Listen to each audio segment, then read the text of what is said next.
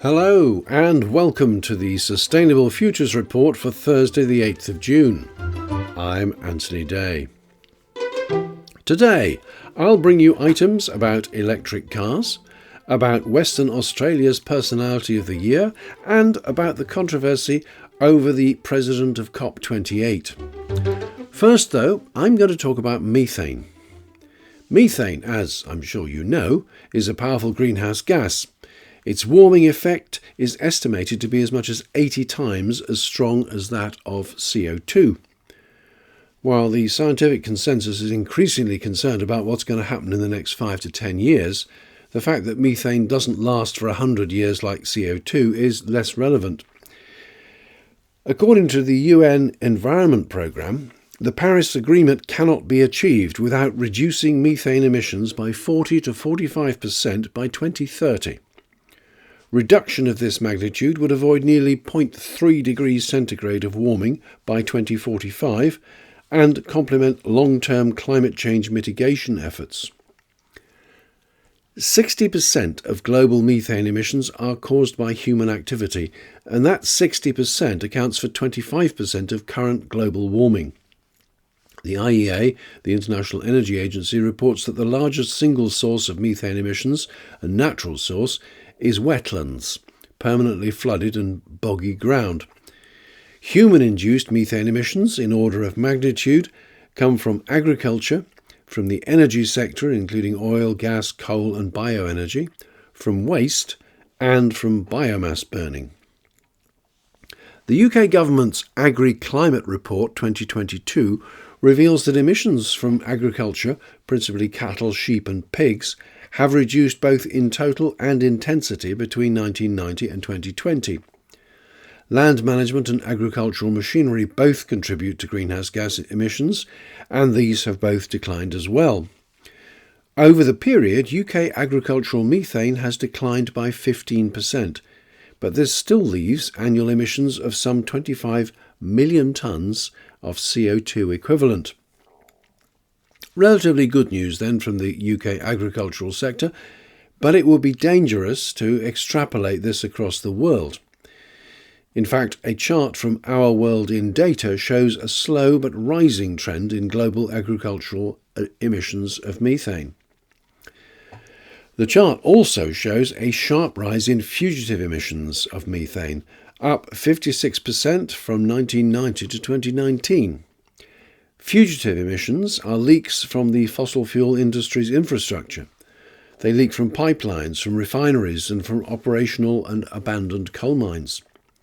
Sometimes methane is deliberately vented to the atmosphere, but more commonly it is burnt in flare stacks which at least convert it to the less harmful CO2. Methane is the principal component of natural gas. When burnt, it releases CO2, which is better than releasing methane directly into the atmosphere, but still an example of greenhouse gas emissions being increased by the use of fossil fuel. Yes, you're adding to global carbon emissions every time you light the stove or turn on your gas central heating or hot water. Waste is the third major source of methane emissions. How it arises depends largely on how waste is treated in different countries, but the way that waste is treated today will do nothing to offset the methane leaking from waste dumped in earlier years. If you have visited a capped landfill site, one that's no longer in use and has been covered over, you may have noticed vertical tubes dotted about. These are vents to release the methane which is created when organic material in these landfill sites decomposes. There's not a sufficient flow of methane to make it worthwhile collecting it, either for local use or for injection into the gas grid. The vents are simply there to prevent a build-up which could potentially cause explosions. In some countries, landfill sites are never capped, and methane leaks even more freely into the atmosphere. Modern waste processing facilities separate waste into distinct streams and minimise what actually goes to landfill. Whatever can be recycled is separated out, and what can only be burnt goes to an incinerator, which usually runs a generator. And organic material is diverted to a digester, which produces methane under control. By separating and concentrating all the organic material like this, it can be processed to provide a useful quantity of methane, which can either provide energy for the plant or be shipped out for other uses. All this requires investment, and in many countries there is lots of rubbish, including rubbish exported by prosperous Western countries, and no funds for investment. Governments have recognised that the key to methane control must be regulation, and there are some 250 measures across the world. However, the first stage in regulating anything is quantifying it, and this has proved difficult and inaccurate. It has been based on ground-level observations at selected sites, and then the total calculated by extrapolation. Reuters reports that such bottom-up inventory data suggested China's coal mine methane capturing regulations led to emissions falling 37% in the 10 years to 2019, whereas satellite data suggested they'd had no significant impact. Most recently, the Canadian government reported a 34% decrease in methane emissions from the oil and gas industry compared with 2012. However, an independent audit found that large sources of emissions were unaccounted for and not covered by existing regulations. According to a study published by One Earth, mitigation policies cover only about 13% of man-made methane. Launched at the G20 Leaders Summit in 2021, IMEO, the International Methane Emissions Observatory, focused initially on emissions from the fossil industry. It reconciles methane data from scientific measurement studies, satellites through the Methane Alert and Response System, rigorous industry reporting through the Oil and Gas Methane Partnership, and national inventories. This data will give regulators a firm foundation to work with. The International Energy Agency states that the concentration of methane in the atmosphere is currently around 2.5 times greater than pre-industrial levels and is increasing steadily. This rise has important implications for climate change. Estimates of methane emissions are subject to a high degree of uncertainty, but the most recent comprehensive estimate, provided in the Global Methane Budget, suggests that annual global methane emissions are around 570 million tonnes. This includes emissions from natural sources, around 40% of emissions, and those originating from human activity, the remaining 60% known as anthropogenic emissions. The Global Methane Budget synthesises results from top-down studies and bottom-up estimates to provide global figures for methane emissions from 2008 to 2017. The largest source of anthropogenic methane emissions is agriculture, responsible for around 1/4 of emissions, closely followed by the energy sector, which includes the emissions from coal, oil, natural gas and biofuels. In the Global Methane Budget, a study published in Earth Systems Science Data, the authors say understanding and quantifying the global methane budget is important for assessing realistic pathways to mitigate climate change. Atmospheric emissions and concentrations of methane continue to increase, making methane the second most important human-influenced greenhouse gas in terms of climate forcing after carbon dioxide. The relative importance of methane compared to CO2 depends on its shorter atmospheric lifetime, stronger warming potential, and variations in atmospheric growth rate over the past decade, the causes of which are still debated. So in summary, clearly there is concern about methane, but at the same time it is clear that there is enthusiasm for action and increasing access to relevant data. But on a day when we are hearing reports of a humanitarian crisis caused by the destruction of a dam in Ukraine, we have to wonder whether everyone in the world is committed to the safety and protection of humanity. We'll just have to hope that those of us who are continue to thrive and continue to succeed. There's a link to all these sources on the Sustainable Futures Report website, which you'll remember is sustainablefutures.report. In other news, COP28, the United Nations Climate Conference, which takes place in the United Arab Emirates in November this year, will be chaired by Sultan Al-Jaber. Sultan Ahmed Al-Jaber is the head of the state oil company and therefore considered by many to be unsuited to the role. 130 legislators, including members of the US Congress and Senate and members of the European Parliament, have sent an open letter to US President Biden, European President von der Leyen, and UN Secretary-General Guterres. Here are some extracts from the letter. In this moment of great urgency, we must unblock the barriers that have kept us from advancing strong global collaboration to address climate change. One of the largest barriers to strong climate change has been and remains the political influence and obstruction of the fossil fuel industry and other major polluting industries. We have seen their negative influence in our home institutions. Oil companies and their industry cheerleaders have spent billions of dollars lobbying both the European Parliament, other European institutions and member states, and the US Congress in order to obstruct or water down climate policy for years. And later on they say, first, we urge you to advocate for the United Arab Emirates to withdraw the appointment of Sultan Al-Jaber, head of Abu Dhabi National Oil Company, as president-designate of COP28. The decision to name as president of COP28 the chief executive of one of the world's largest oil and gas companies, a company that has recently announced plans to add 7.6 billion barrels of oil to its production in the coming years, representing the fifth largest increase in the world, risks undermining the negotiations.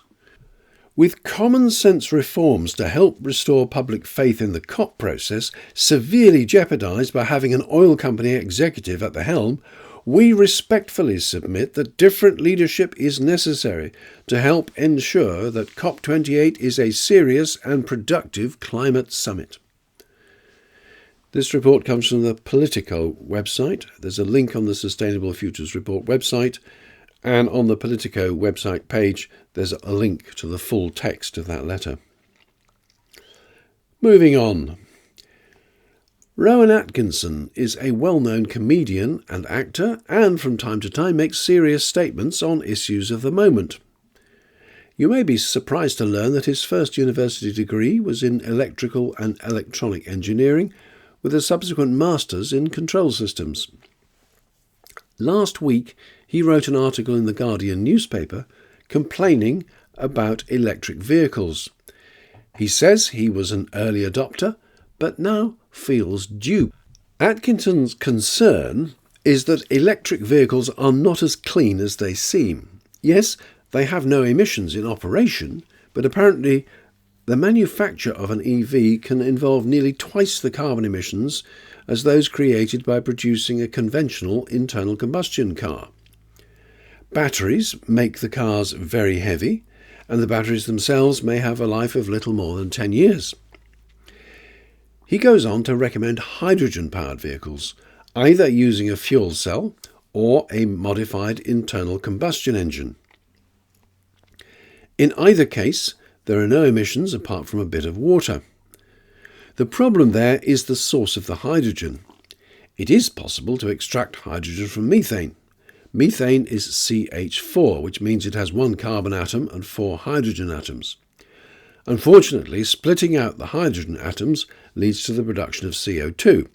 So while there is no pollution on the road, there is pollution at the point of manufacturing the hydrogen. This can be overcome, of course, because hydrogen can be electrolyzed from water, and then no CO2 is produced. The problem with that is that it takes a lot of electricity and it's not very efficient. Ideal if you have spare renewable electricity, which is certainly true in the summer, but why waste this energy in the efficient electrolysis process? Why not use much more of it by charging up some batteries? Atkinson cites the Toyota hydrogen-powered car, but does not have any data on the manufacturing emissions of this vehicle. This Toyota, the Mirai, is a hybrid, so it has a battery, much smaller than an EV battery, but still requiring rare resources, as well as a fuel cell, which also requires rare resources. It'll be quite complex. Later in the article, Atkinson talks about the quality and durability of modern cars. The biggest problem we need to address in society's relationship with the car is the fast fashion sales culture that has been the commercial template of the car industry for decades. Currently, on average, we keep our new cars for only 3 years before selling them on, driven mainly by the ubiquitous 3-year leasing model. This seems an outrageously profligate use of the world's natural resources when you consider what great condition a 3-year-old car is in. It's sobering to think that if the first owners of new cars just kept them for 5 years on average instead of the current 3, then car production and the CO2 emissions associated with it would be vastly reduced. Yet we'd be enjoying the same mobility, just driving slightly older cars. As my own hybrid car approaches its 18th birthday, I can certainly agree with that. But shouldn't we go a step further and develop more available and reliable public transport and extend our cycleways? If transport is essential to our future, is the car always the right answer? By the way, the car that Rowan Atkinson used to own was a McLaren. He had an unfortunate accident with a tree and a lamppost, and the repair bill was £900,000, which is believed to be a world record for a motor insurance claim. He later sold the car for £8 million, quite an appreciation on the $500,000 for which he originally paid for it. Any offers like that for my car? Gina Rinehart is a mining multi-billionaire and the richest person in Western Australia. This week she was named Western Australian of the Year by Celebrate WA. Earlier she used a speech to the Queensland Resources Council to push for an end to the regulation and green tape she said was strangling the mining sector. She is well known as a climate denier. She said the industry needed to remind people that without our critical resource industries, our living standards cannot be maintained, indeed, nor can our defence. And she's probably dead right. The mineral resources in Western Australia are enormous, and the industry extracting them is enormous as well.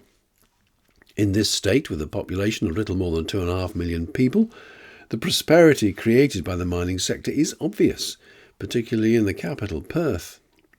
It is said that the Western Australian mining industry is the powerhouse which drives the whole Australian economy.